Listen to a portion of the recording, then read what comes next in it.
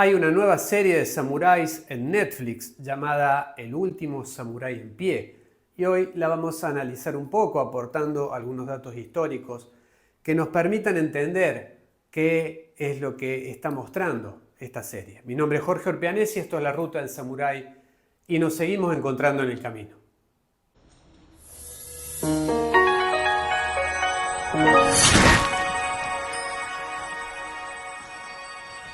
Bien, y para empezar lo que queremos hacer es dejar bien en claro de qué se trata este video.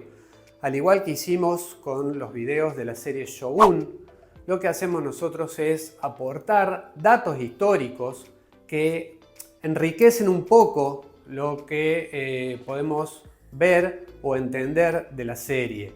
Hay muchas cosas que creemos que son muy interesantes y están relacionadas con la historia real japonesa.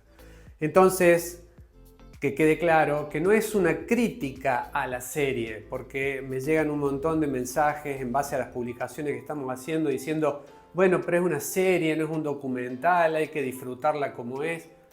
Basta de esos mensajes, por favor. Les voy a mandar, a cada uno que me mande esos mensajes, le voy a mandar un escuadrón de ninjas púrpura para que los eliminen, porque la verdad que estamos un poco cansados de ese tema. No son capaces de discernir que puede haber un enriquecimiento en función de lo que uno pueda aportar y que nos ayuda a entender mejor una historia relatada, ya sea una serie, una película, lo que sea. No es una crítica, es un aporte histórico a esta hermosa producción que ha salido y que por supuesto tiene comentarios diversos. Hay gente que le ha gustado mucho, hay gente que no le ha gustado nada.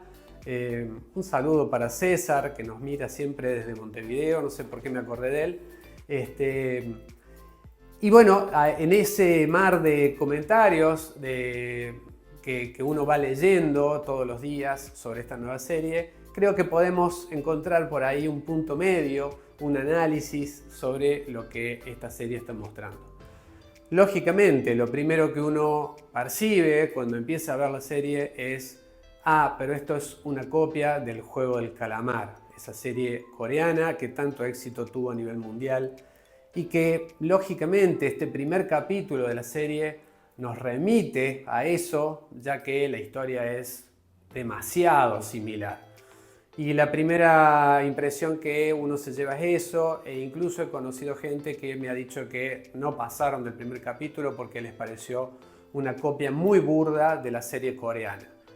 Pero hay cosas que se pueden rescatar de la serie, ¿sí? Más allá de que tiene una hermosa fotografía, está muy bien ambientada y algo que yo disfruté muchísimo que son los escenarios naturales de Japón, por más que no fue filmada toda en Japón, pero lo que muestra de Japón realmente es muy bonito y es algo que no había visto yo, por ejemplo, en la serie de Netflix, La Era de los Samuráis, la batalla por Japón, donde prácticamente no mostraban absolutamente nada de Japón. Era una ironía, pero bueno, era así. La historia estaba más o menos bien contada, pero lamentablemente no mostraron nada de Japón, cosa que esta serie sí hace, y es algo realmente para disfrutar. Vayamos primero a la historia que nos relata esta serie. Esta serie está ambientada en el periodo de la restauración Meiji, ese movimiento político y de guerras que significó el fin de los samuráis y el comienzo de una nueva era de un Japón mucho más mirando hacia Occidente. Esto fue en el año 1868, fines del siglo XIX, y ahí es donde nos permite ver un poco lo que es la decadencia de esta casta guerrera que había gobernado durante casi 700 años. Si bien muchos samuráis lograron asimilarse a esta nueva sociedad occidentalizada, hubo muchos otros que se opusieron fervientemente y así es como se desató la guerra Boshin, el mismo día en que renuncia el último shogun Tokugawa y toma el poder, vamos a decir así, el emperador Meiji. Ese mismo día se desata la guerra Boshin, que es la que enfrentó a estos dos bandos, básicamente uno a favor de que continúe el shogunato y otro absolutamente en contra, para dar lugar a un nuevo gobierno. En este marco histórico, real por supuesto, es donde se desarrolla aquí una especie de torneo, de competencia, de juego, en donde se busca que un grupo de casi 300 samuráis se enfrenten entre sí para que llegue uno solo a la meta y se lleve un premio en dinero. Este juego consiste en recorrer justamente la ruta Tokaido, esta ruta que nosotros también describimos en nuestro último libro, El Paso de las Luciérnagas. Nada más que lo recorren en forma inversa como lo hicimos nosotros. Nosotros lo hicimos desde Tokio hacia Kioto y ellos en este juego lo hacen desde la ciudad de Kioto hacia Tokio, aunque por ahí hacen referencias a su antiguo nombre, que era Edo. Así se llamaba la ciudad de Tokio durante el periodo feudal. Entonces, ese camino que recorren esos pueblos, que recorren algunos de los cuales nosotros tuvimos la oportunidad de visitar y verlos ahí en la serie, la verdad que nos agradó muchísimo y nos remitió a ese último viaje que hicimos el año pasado. Son 6 capítulos, trataremos, esta primera temporada son 6 capítulos, trataremos de no spoilear mucho porque sabemos que hay mucha gente que aún la está viendo. Pero bueno, iremos analizando algunos pequeños detalles, algunos seguramente los han visto, otros capaz que se les han pasado desapercibidos, pero creemos que pueden ayudar a disfrutar un poco mejor esta serie sobre samuráis. El comienzo de la serie muestra, en un sueño, pero muestra cómo los samuráis, dicen textual, habían aparecido 10 siglos antes, exactamente, había sido así. Fue en el siglo X en que aparece la figura del samurái y ahí lo que mencionan es que desaparecieron aquí a fines del siglo XIX en una sola batalla. Bueno, no fue así, lógicamente no fue así, hubo muchas batallas que conformaron lo que fue la guerra Boshin que les mencionaba anteriormente. La batalla de Toba Fushimi, por ejemplo, al sur de Kioto, fue la batalla de Aizu, fue la batalla de Hokkaido, todas batallas que conformaron una guerra llamada Boshin. Esa guerra fue la que terminó por derrotar a los samuráis. Luego vino la rebelión Satsuma, que esa está mostrada un poco en la película El último samurái, que es la película donde actúa Tom Cruise. Y ahí, digamos, ese sería como el último enfrentamiento, digamos, de los samuráis contra las fuerzas imperiales.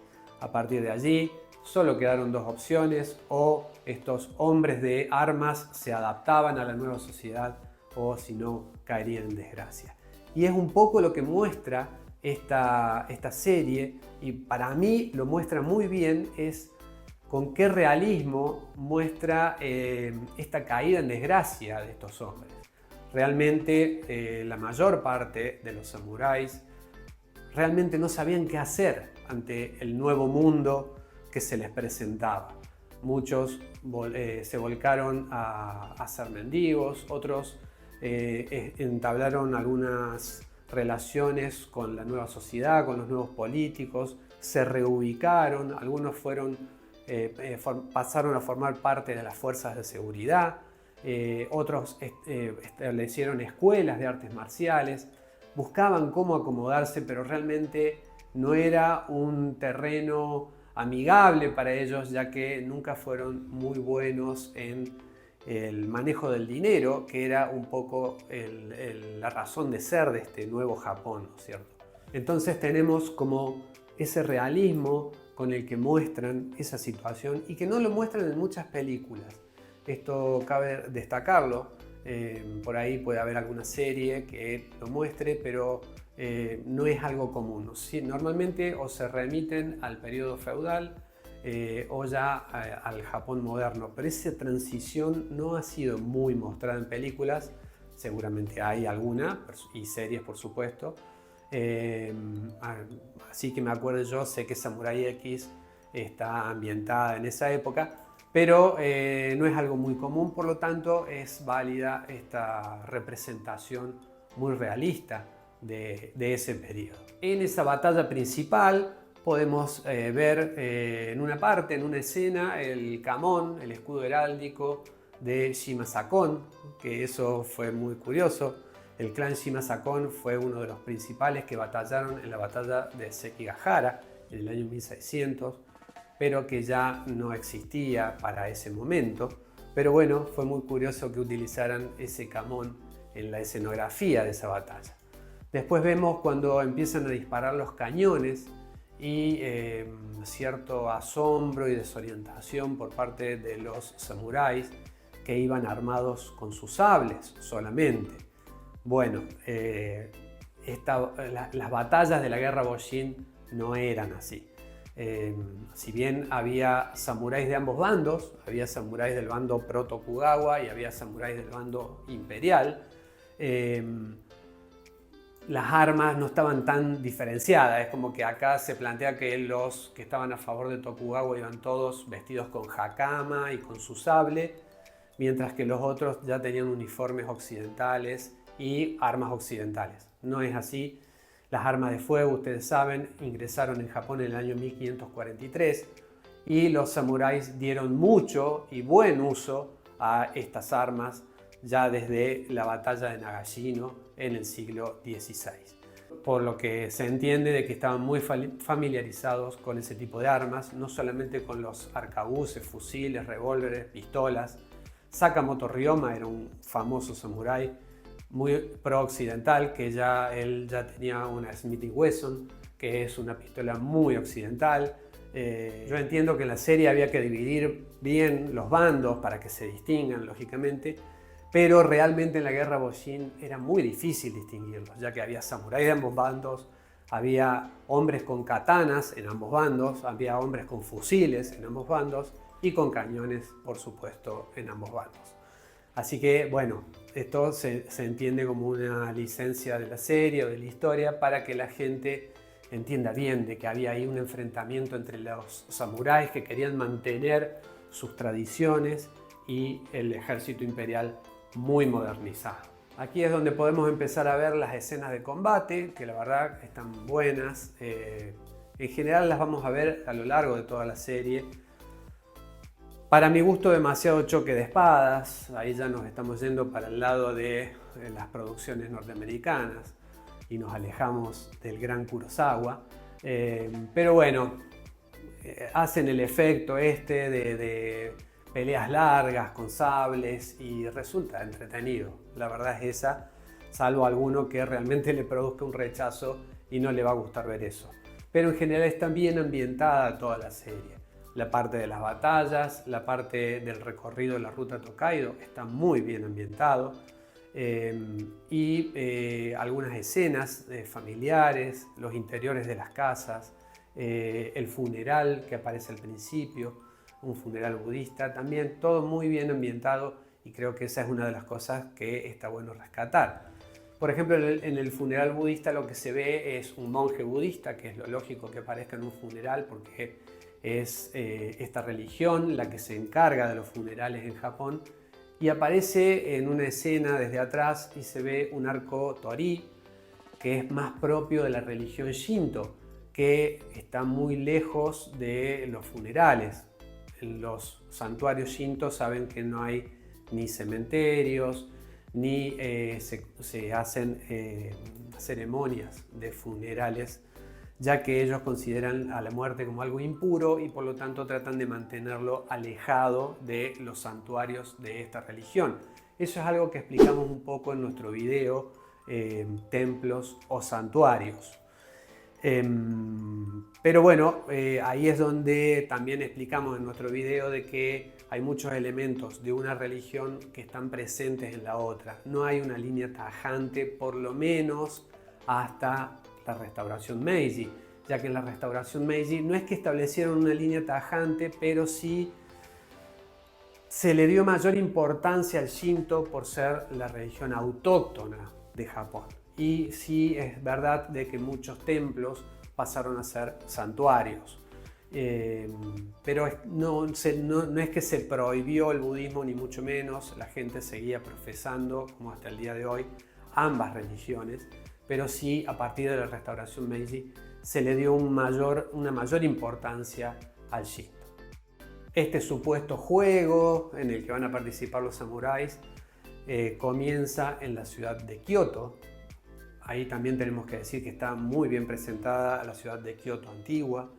Es más, si uno recorre determinadas zonas de Kioto hoy en día, como Arashiyama o Higashiyama o Gion, ahí es donde uno puede ver de que realmente le dieron mucha importancia a esa escenografía de cómo era la ciudad de Kioto en esa época. Y la verdad es que es impecable esa escenografía. Dentro de la ciudad de Kioto, el evento este se da comienzo en un templo llamado Tenryuji, y este templo efectivamente existe en la zona de Arashiyama. Por ahí no les va a sonar mucho la zona, pero si yo les digo de que en esa zona es donde se encuentra el famoso bosque de bambú, seguramente ya se van a ubicar perfectamente. A este lugar es donde se dirige el protagonista en búsqueda de obtener ese dinero, aún sin saber las reglas del juego, por supuesto.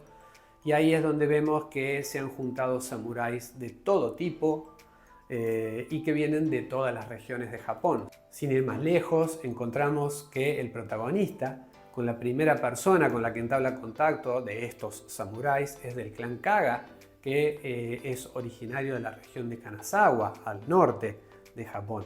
Y así es como podemos ver una variedad bastante interesante de personajes que vienen de toda la región de Japón y que se supone va a ser muy entretenido ese juego y esta serie, por supuesto.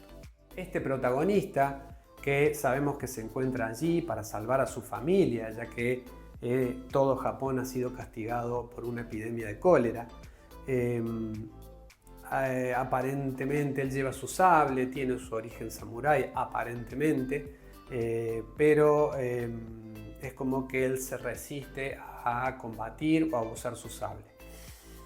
Aquí hay también una situación en donde vemos de que este personaje en realidad oculta un pasado mucho más oscuro, y en ese pasado es donde después, a medida que van transcurriendo los capítulos, nos enteramos de que se trataba de un hitokiri. ¿Qué era un hitokiri?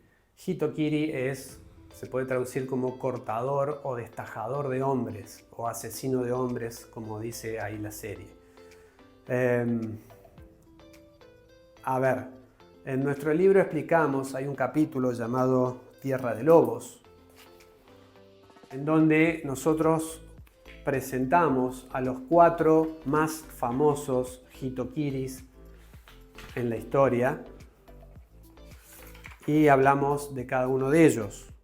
Estos hombres eran en realidad asesinos que atacaban en forma sorpresiva a sus víctimas, que por lo general eran políticos que estaban en contra de la restauración imperial.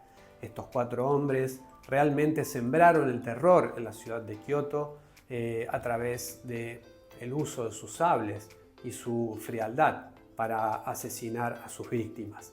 En contraposición, el shogunato, ¿qué es lo que hace? Genera un grupo llamado Shinsengumi, que era un grupo de élite formado también por samuráis y por ronins, en donde también en una forma violenta lo que hacen es salir a cazar a estos samuráis rebeldes que se oponían al shogunato. También mostramos algunos de los integrantes del Shinsengumi, y así es como podemos también visitar el cuartel del Shinsengumi, que es lo que hicimos en nuestro último viaje y que mostramos y detallamos también en nuestro último libro. Así que si pueden leer el libro es como que va a ayudar en mucho, ya que hacemos una explicación bastante exhaustiva de todo lo que fueron esos años y ese Kioto tan violento del Bakumatsu. Este Bakumatsu es el periodo ese de transición entre el shogunato y el nuevo gobierno imperial. Así de que el hecho de que este protagonista sea un Hitokiri también nos remite a la serie de Samurai X, en donde también el protagonista está inspirado justamente en uno de ellos, que es Kawakami Genzai, que también aquí lo tenemos en esta foto. El personaje de Samurai X está inspirado en este personaje histórico. Entonces vemos también ahí cierta referencia. Por ahí algunos nos dicen, bueno, es una mezcla de el juego del calamar con Samurai X. Bueno, puede ser, sí. Pero como les dije al principio, vamos a tratar de ir rescatando algunas cosas que a mi entender, para mí resultan interesantes y a disfrutar, por cierto. Ya establecidas las reglas del juego, comienza ese viaje hacia la ciudad de Tokio y lo van a hacer, como habíamos dicho anteriormente, por la ruta Tokaido. Esta ruta, si bien ya quedan pocos tramos de esta ruta originales, algunos de los cuales mostramos también en nuestro video llamado Tokaido, Ruta de Samuráis.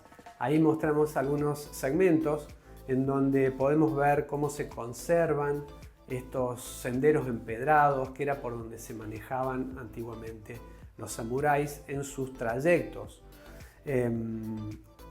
Sacando estos pocos kilómetros que se conservan, hoy Tokaido es una autopista, es una línea ferroviaria ultramoderna que ya poco tiene que ver con este Tokaido que muestra la serie.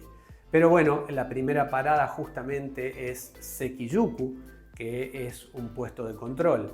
Aquí el objetivo era que cruzaran todos los puestos de control mostrando una tablita de madera que era su identificación. Y acá encontramos una referencia también a cómo era viajar por la antigua Tokaido.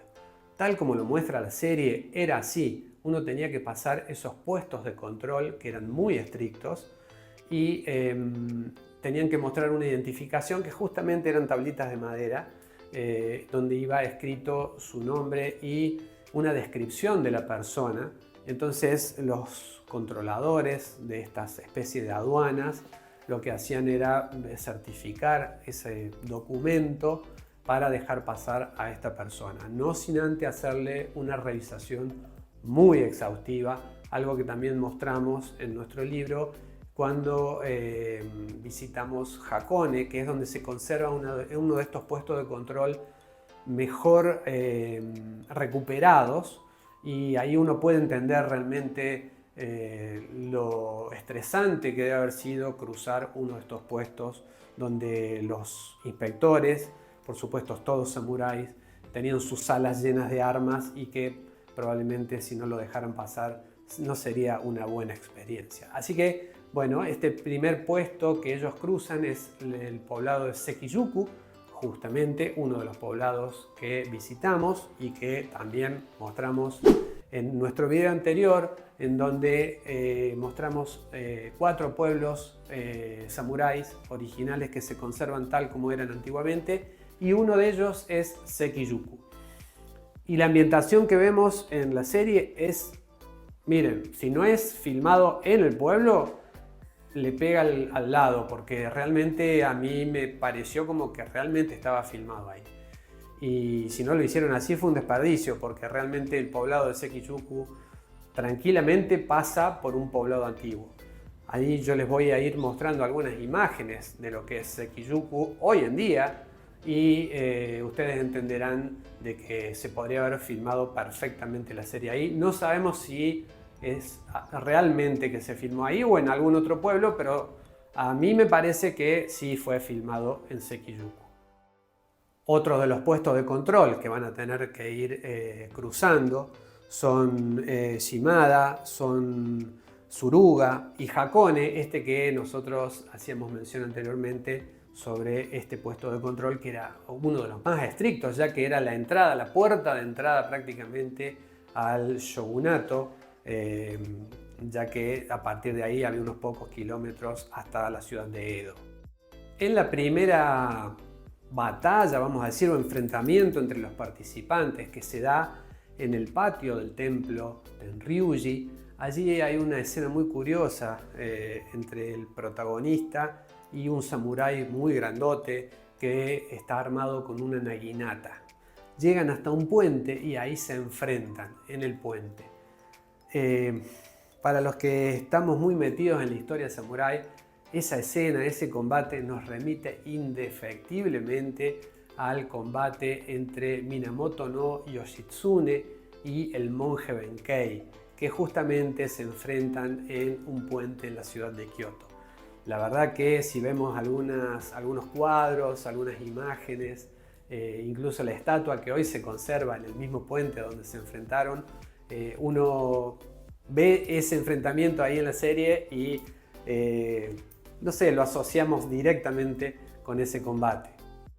Sobre el final del primer capítulo aparecen, y acá hay otra referencia también al juego del calamar, 4 millonarios aparentemente vestidos con ropas occidentales, que son los que disfrutan y hacen apuestas sobre este juego, y se los conoce como Zaibatsu. Estos Zaibatsu, y acá hay una cosa que nos llama la atención, los Zaibatsu existieron, con ese nombre se conocía a los grandes conglomerados comerciales y empresariales que surgieron durante la restauración Meiji, por más que algunos ya venían desde la época de los samuráis, pero bueno, nos llamó la atención que no le cambiaran los nombres, o sea, los ponen como, vamos a decir, los malos ahí, ya que hacían apuestas sobre las vidas de estos pobres samuráis, y los nombran con sus nombres verdaderos. Allí vemos cómo los identifican como Mitsubishi, Sumitomo, Matsui y Yasuda. Estos 4 conglomerados efectivamente existieron. Mitsubishi y Yasuda surgieron durante la restauración Meiji, y Matsui y Sumitomo ya venían desde el shogunato Tokugawa funcionando. Y bueno, son empresas que fueron las que más ganancias obtuvieron durante justamente este periodo de transición. Ellos no es que buscaban destruir a los samuráis, pero entendieron de que ese país cerrado con el Sakoku, ese cierre de fronteras que habían establecido los Tokugawa, no les convenía para crecer como empresas. Entonces hicieron todo lo posible, no sabemos si participaron en un juego de este tipo, pero hicieron todo lo posible para que los samuráis ya no estuvieran en el poder, y si estuviera un nuevo gobierno que abriera sus fronteras, permitiera comercializar y mirara un poco más hacia Occidente. Así que bueno, están estos 4 Zaibatsu ahí, que son los 4 grandes Zaibatsu de la historia, y no los ocultaron para nada, no les cambiaron el nombre, nada por el estilo, sino que los muestran tal como eran, y creemos que eso también tiene un valor histórico importante que se muestra en la serie.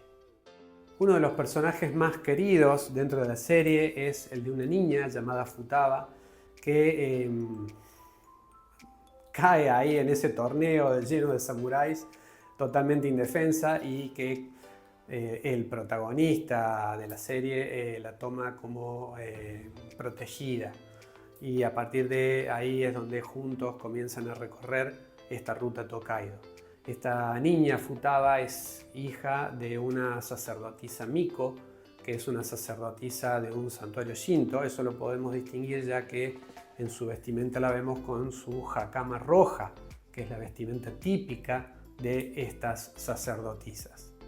A medida que avanza la serie podemos ir viendo bastantes combates entre samuráis, algunos de los cuales a mí me remitieron a los hermosos combates de las películas de Akira Kurosawa, Bajo la lluvia.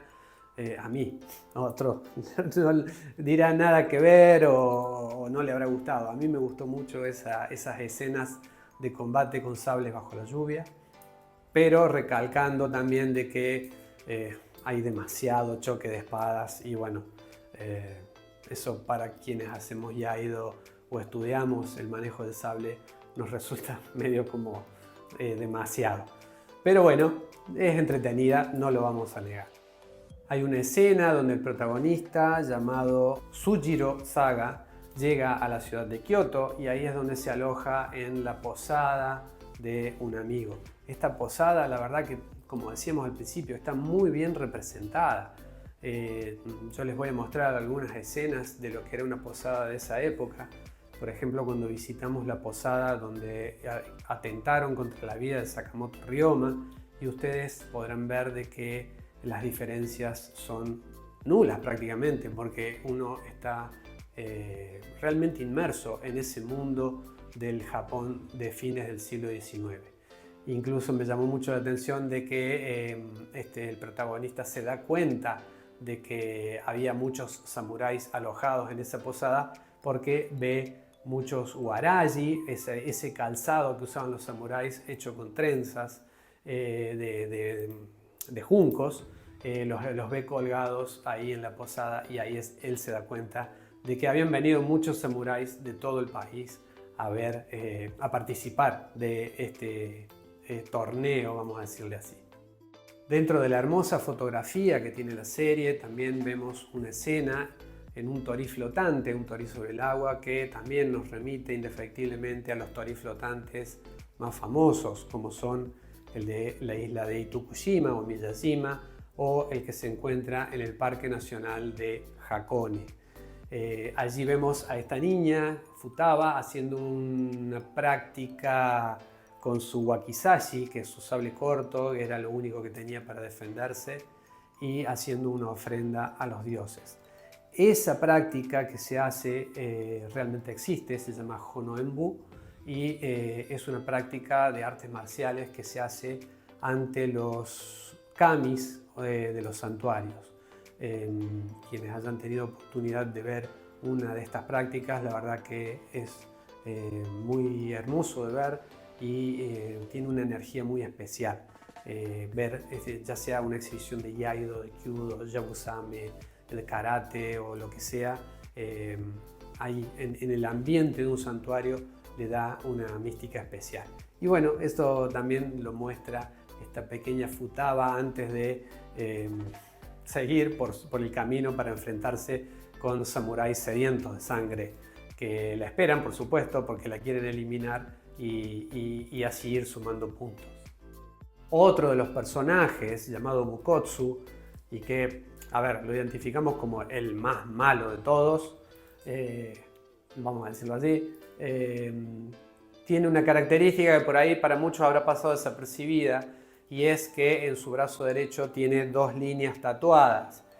Estas líneas tatuadas son tatuajes que se les hacían a los reos o aquellos que habían tenido problemas con la ley en la época feudal. Cada problema con la ley que tenían se les iba agregando un tatuaje, incluso también se los tatuaba en la cara, algo que los identificara muy fuertemente para que sepan de que este hombre había faltado a la ley. Y bueno, este personaje que realmente mete miedo fue indudablemente algún reo que había estado preso, que después lo muestran en escenas posteriores. Y eso se ve en esos tatuajes que tiene en el antebrazo. Es este personaje que la verdad que es muy peligroso porque además de tener un sable enorme, él es grandote y tiene mucha fuerza y hay que reconocer que pelea muy bien. En una de las peleas hay algo que me llama la atención, que le costaba derrotar a su adversario, que era también un samurái muy bueno, y lo que hace es arrancarle con la boca el dedo pulgar. Lo anuló completamente y ahí es donde vemos la importancia de los dedos en el manejo del sable japonés. No podía ya tomar el sable y eso lo llevó indefectiblemente a la derrota. Esto también nos recuerda a la Yakuza, esa mafia japonesa en donde cuando uno comete un error se debía cortar la última falange del dedo meñique.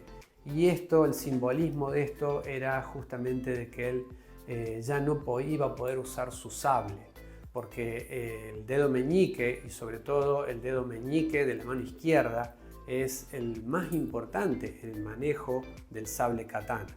Entonces, al sacrificar ese dedo es como que estamos sacrificando toda nuestra posibilidad de mantener nuestro honor al usar el sable. Bueno, esa escena de cómo le quita el dedo y cómo lo anula en el combate también se ve ahí en la serie y creemos que está muy bien graficada, más allá de lo truculento, de lo sangriento que pueda llegar a resultarle a algunos espectadores. Lógicamente, este samurái, al ser derrotado, pierde su cabeza y es algo que el malo no duda en tomar su cabeza y llevársela como trofeo. Y esto es algo que también remite a los samuráis que realmente eran cazadores de cabezas, que por ahí hay alguna gente que no logra entenderlo a esto o les resulta demasiado chocante con ese samurái heroico que tienen esa imagen, y en realidad eran bastante salvajes en su accionar e impiadosos. Y eso, sumado a una letalidad bastante importante en la época feudal, los convertía en seres bastante violentos y de temer. Acá en cada batalla, sobre todo en el periodo Sengoku, lo que se buscaba era ver quién había tomado más cabezas. Entonces, por ejemplo, en la batalla de Sekigahara, famosa, el récord lo tuvo un samurái que tomó 20 cabezas ese día en una batalla de apenas unas pocas horas. Entonces, bueno, eso que se ve ahí, sin mucho disimulo, también es la realidad de los samuráis históricos. Otro de los personajes entrañables de esta serie es Kyojin Tsuge, que es un ninja, es un shinobi de Iga. Recuerden también que uno de los videos que hemos hecho recientemente mostramos toda la región de Iga, que es este que pueden ver aquí, Tierra de Ninjas. Y él se presenta como un maestro de la estrategia, un estudioso de la estrategia. Y es algo, una de las características que más claramente podemos ver a lo largo de todos los capítulos, de cómo él va manejando a su antojo todo su entorno y los jugadores para ir logrando su último objetivo, que es llegar a la meta. Y aquí es donde también, algo que hemos mencionado hace poco en una de nuestras publicaciones, está bien representado este ninja, ya que no usa prácticamente ese traje negro, por más que va vestido negro, pero no va con la capucha ni nada de eso, sino que vemos justamente cómo él, cuando tiene que accionar o hacer alguna tarea, toma el personaje que haga falta, como por ejemplo un funcionario del gobierno para poder ingresar en una comisaría. Para mí eso tiene también mucho valor porque muestra lo que es el shinobi real, ¿sí? De cómo se mimetizaban con su entorno para poder cumplir sus misiones. Entre los recuerdos del protagonista aparece cuando él fue entrenado en una supuesta escuela de artes marciales. La historia que él cuenta es que eran un grupo de 8 huérfanos que fueron aceptados por el maestro de esta escuela y les enseñó los secretos de ese estilo que enseñaban allí. Y cuando uno ve la escuela esa, es tal cual un dojo de samuráis como eran antes, ¿no es cierto? Con esos tatamis sobreelevados, piso de madera. Esos tatamis sobreelevados era para que las autoridades o hasta el daimyo estuviera presente en los entrenamientos de sus alumnos o de sus samuráis. Y eso es algo que pudimos ver cuando visitamos una escuela de samuráis en nuestro último viaje en la ciudad de Nagano. Allí pudimos ver un dojo y miren, también era prácticamente el mismo. Yo voy a ir poniendo algunas fotos como para que tomen de referencia y van a ver de que el dojo que muestran, el dojo de samuráis que muestran en la serie es tomado exactamente igual de los antiguos dojos de samuráis. Y aquí surge como una primera pregunta de cómo es que estos huérfanos se convirtieron en samuráis, cuando la historia dice de que para ser samurái uno debía nacer samurái, salvo algunas contadas excepciones, como la de Toyotomi Hideyoshi, que nació campesino muy pobre y se convirtió en la máxima autoridad samurái. Pero recordemos que estamos a fines del siglo XIX, y a fines del siglo XIX y en el medio de la guerra Boshin empezaron a tomar soldados de cualquier origen, no importaba realmente si eran nacidos en familias samuráis. Y esta fue la oportunidad que tuvieron muchos campesinos, comerciantes, huérfanos y hasta descastados de portar sus sables o de vestir un ropaje samurái que solo estaba permitido para la casta más elevada. Ese fue el momento donde ya, digamos, el título de samurái se democratizó y ya cualquiera podía ser samurái. Por eso es que, si sabemos de que estamos ubicados a fines del siglo XIX, tranquilamente podía haber huérfanos siendo convertidos en samuráis o en hitokiris, como en el caso del protagonista. Hay una parte en el viaje de los protagonistas en donde deben cruzar lo que ellos llaman el paso de Suzuka. Este paso realmente existía y era la parte más peligrosa de toda la ruta Tokaido, ya que allí era donde era más factible ser atacado por bandidos. Entonces se trataba siempre o de evitar o de ir en grupos muy numerosos, justamente para no ser atacados y robados o asesinados por bandidos durante el periodo Edo, en donde la gente se trasladaba por esta ruta hacia las principales ciudades de Japón. Ese paso está muy bien también graficado, ambientado, con mucha vegetación, algo que no permitía poder ver bien si había gente escondida a los costados, y muchas veces se utilizaba el ardid de voltear algún árbol en el camino para frenar la marcha de quienes vinieran en algún palanquín, en alguna carreta o a caballo, y de esa forma poder atacarlos. Hay una historia media paralela ahí también, donde un personaje medio sacado del Señor de los Anillos, llamado Gento Sai, sale a la casa de estos 8 ex alumnos de la Escuela de Artes Marciales y se convierte también en un personaje principal en la serie, que también destaco mucho cómo está representado, y las escenas de lucha, más allá de lo fantasiosas que pueden llegar a parecer, están muy bien hechas. Otro de los personajes principales que podemos ver en la serie, y que no es un competidor, sino que es un funcionario del gobierno, es Okubo Toshimichi, quien, dicho sea de paso, está muy bien representado, tal como podemos ver en algunas imágenes de aquella época. Incluso sabemos de que este funcionario había sido samurái, originario del clan Satsuma, y que había combatido al lado de Saigo Takamori. Luego, por desavenencias, tuvieron que separarse y estar en distintos bandos enfrentados cuando ocurre la batalla de Shiroyama. Este personaje, Okubo, tiene el mismo final en la serie El último samurái en pie, el mismo final que tuvo en su vida. Así que no les voy a decir cómo, para aquellos que no lo han visto, pero bueno, es uno de los personajes a tener muy en cuenta. Otro de los personajes, y muy malo por cierto, es el personaje de Hanjiro. Hanjiro, que uno lo puede identificar porque tiene una cicatriz muy grande aquí en la mejilla y en la oreja, es un asesino impiadoso. Bueno, justamente uno de los hitokiri, de los 4 hitokiris reales que existieron, se llamaba Kirino Toshiaki, pero se lo conocía como Hanjiro, el asesino. O sea que ahí también tenemos una referencia histórica más que válida. Hanjiro, el asesino, finalmente murió en la batalla de Shiroyama junto a Saigo Takamori, esa batalla que está también muy bien representada en la película El último samurái.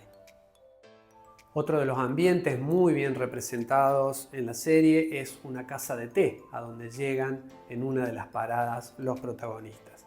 Esa casa de té, sabemos por experiencia propia, de que existían a los costados de las antiguas rutas samuráis, tal como podemos ver en imágenes, y allí los viajeros podían descansar, podían comer algo o tomar algo, y algunos hasta tenían como alojarse también allí antes de continuar su camino.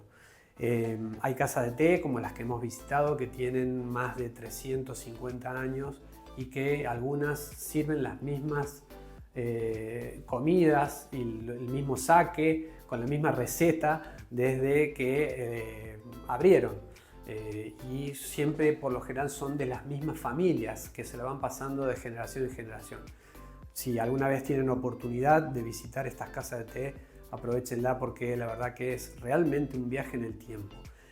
Allí hay una escena en donde los protagonistas paran a tomar algo en una de estas casas de té y se da una escena de lucha ya con golpes y patadas que nos remite más al karate, que poco tendría que ver con la lucha de los samuráis, pero bueno, también está muy bien coreografiada y también resulta bastante entretenida. Hay una escena muy interesante donde se enfrenta el protagonista contra Hanjiro y en donde Hanjiro le dice, hace como referencia de que los samuráis desaparecieron con las armas de fuego. Y el protagonista le dice de que ese no fue el motivo, sino que fueron muchos los motivos. Lo que dice Hanjiro es un error, ya que las armas de fuego habían aparecido en 1543 y los samuráis siguieron muchos siglos más. Y sí es verdad lo que dice el protagonista, fueron muchos los motivos de la desaparición de los samuráis.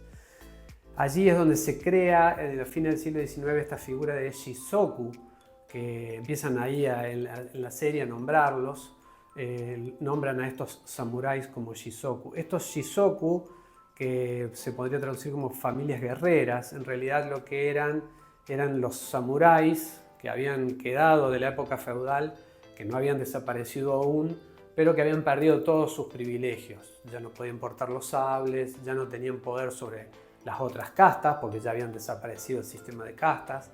Entonces, estos guerreros medios caídos en el olvido, se los empezó a identificar como Shisoku. Es más, incluso en algún momento también los empiezan a llamar como espectros, y entiendo que hacen referencia a la gran cantidad de ronins o vagabundos que estos Shisoku se convirtieron y que andaban harapientos caminando por la calle sin saber qué hacer. Ojo que también el gobierno de Japón tampoco sabía exactamente qué hacer con los samuráis, porque si bien tomaron determinaciones muy tajantes, como prohibirles el portar espadas, prohibirles el peinado, empezaron a dar la orden de destruir todos los castillos samuráis, sabían de que tampoco podían hacerlos desaparecer del mapa por todo lo que ellos significaban y por toda toda esa cultura que ellos habían instaurado a lo largo de 10 siglos. Entonces era como que no podían borrar del mapa completamente y de un solo saque todo. Entonces no sabían muy bien qué hacer. Acá el autor del libro de esta serie, ¿qué es lo que dice? Y bueno, hagamos un torneo y que se desaparezcan entre ellos. Bueno, lógicamente eso no pasó, sino que, bueno, hubo muchos Shisoku, incluso hasta casi la Segunda Guerra Mundial, que trataron de sobrevivir hasta que finalmente llegó la extinción. Por ahí mucha gente me pregunta a través de la página si aún existen. No, los samuráis no existen. Existen descendientes de estas familias.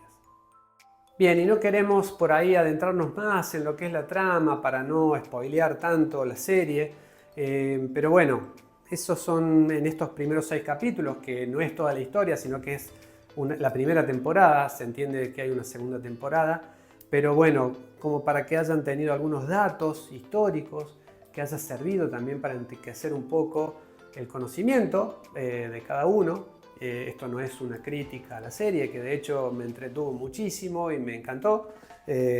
Uno la ve como lo que es, como una serie muy entretenida. Pero bueno, por ahí hay algunos datos que se nos escapan porque no los conocemos o por lo que sea, y que por suerte hay alguien que puede ayudarnos a entender algunos detalles que se nos pasan. Así que bueno, espero que les haya gustado, esperaremos la segunda temporada y seguramente llegue antes la segunda temporada de Shogun, que también la estaremos esperando para también hacer nuestro aporte histórico sobre la misma. Así que bueno, espero que la disfruten, y aquellos que me quieran decir de que no es un documental, sino que es una serie, sepan que tengo los ninjas púrpura listos para atacar.